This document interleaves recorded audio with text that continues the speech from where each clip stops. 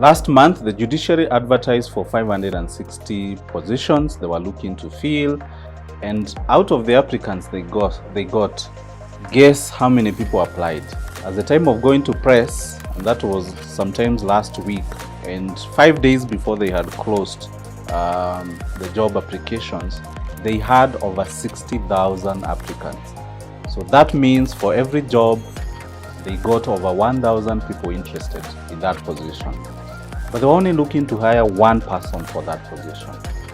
And so when I read this in the news, in the Business Daily, you can Google it, I thought about doing a video on the most saturated professions in Kenya. Because sometimes you could be there, you're applying for jobs, and yet you're not getting feedback. And yes, it's nothing that you've done. It's only that you're in a profession which is saturated. And by saturated, I mean there are too many people who are qualified, but the positions are very few. And beyond the judiciary, I do encounter this on a daily basis, because there are people who apply jobs here at corporate staffing services. And one of the common comment I get is, Perminus, I keep applying for jobs, but I never get an interview.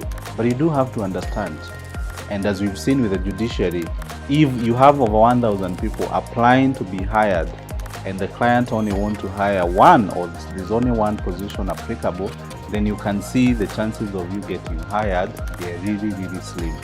So today I want to address the issue of the saturated professions in Kenya, and if you're in this profession, what can you do? So without wasting a lot of time, which are these professions which are saturated? First, I would say majority of the professions in Kenya, almost all the professions in Kenya now, they have more qualified people, than the opportunities. But we find there are some specific professions where the number of people who are qualified or purporting to be qualified, they are too many compared to the opportunities which are available. And so the professions which I'm talking about is number one, accounting, number two, admin, customer service, procurement, human resource, the law, communications, cutting across, even marketing. All these professions are saturated. And just to name but a few, I know there are many others which I have not mentioned, but the ones I encounter on a day-to-day basis, those are the professions which are saturated. And this is the implication. If you're in a profession which is saturated, then you find that the salaries you are being paid, they are really not competitive. The salaries are low. Because it means if you don't accept the offer, the employer can go and get someone else. And I've seen this in accounts where that's where I started my profession.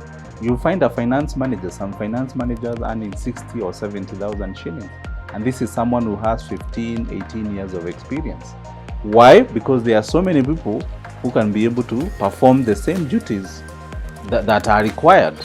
And this is opposite of, let's say, a project manager working for an NGO. You'll find someone with 3 years of experience being paid 150,000 simply because their title is a project manager, because there are not very many people who are qualified as project managers.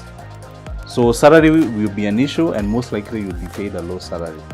Then, as I had mentioned before, getting a job also will not be easy, because whenever a job advert is put out there, the employer gets 1,000, 2,000 applicants, and before you know it, you might even be qualified, you might even be fitting all the criteria, but let's say the time you applied, someone did not get a chance to review your CV, or they looked at your CV, it wasn't looking good, it was not professional enough. So there are many factors, And like, let's say where you want to hire a specific software developer, you'll find there are only 50, at most even 30 to 50 applicants. And so an employer can afford to go through each applicant and be able to really analyze and see whether someone is really a good fit. So those are the two implications when it comes to you being in a saturated profession. But then the question is, what can you do? If you find yourself in a saturated profession, what would be my advice? My number one advice to you is endeavor to be an all-round person. Master all the skills required. So for example, I normally meet accountants, and you find the accountant only knows how to do accounts payables or accounts receivables. Or you meet a HR professional practitioner and they only know recruitment. That is not enough. So the more, if you're in any profession which is saturated, the more skill set you have, the more competitive you'll be. So if you're a marketer, it doesn't hurt to know something about digital marketing. It doesn't hurt to know something about videography. You don't have to be an expert, but for sure, don't specialize so much such that, you don't know the other things in your profession, So be an all-rounder, get to master as many skills as possible. My second advice to you is to be relevant, because if you're in a saturated profession, then things move very fast. So if it's IT, things keep changing I would say even after every 6 months, you find that there's something new. If there's HR, there's all these court rulings, in regards to the labor matters. You need to know what is happening in the industry, and you keep, if it's your skill set, keep upgrading your skill set so that you can still be relevant. You don't want someone to interview you and we're in 2021 and you are way back in 2013 or 2015. The more relevant you are, the more you'll be able to stand out. And my last advice to you is that if you find yourself in a wrong job, then make a move as soon as possible. And I'll give an example. I meet many bankers who they are working as bankers, but they are trained and qualified in another area. So you'll find an engineer who's working as a banker. You'll find a procurement professional who's working as a banker. It will be very hard for you to get a procurement job if currently you still remain in the banking industry.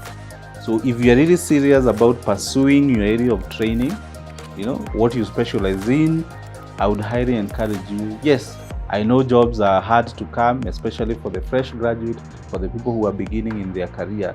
But don't get into a comfort zone. You get employed by this bank, but you stay there, and here you are qualified engineer, HR, accountant, and you're doing nothing of that.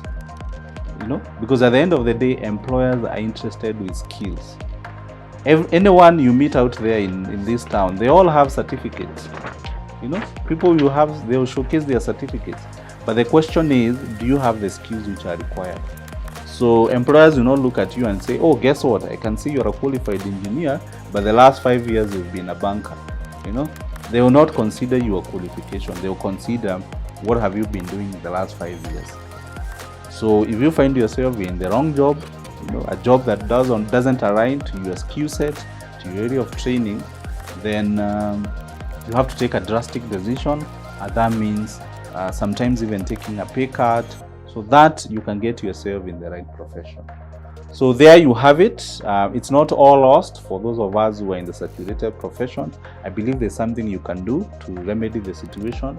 But as you can see, it will really take an intentional effort for you to be able to move from where you are to the next level. So thank you very much for watching this video. If this is your first time, why don't you leave a comment? And if you have an issue you want me to address, I'll be able to do that in the next video. And I would also encourage you to subscribe so that you can be receiving updates whenever we have new videos. So thank you very much, and see you next time.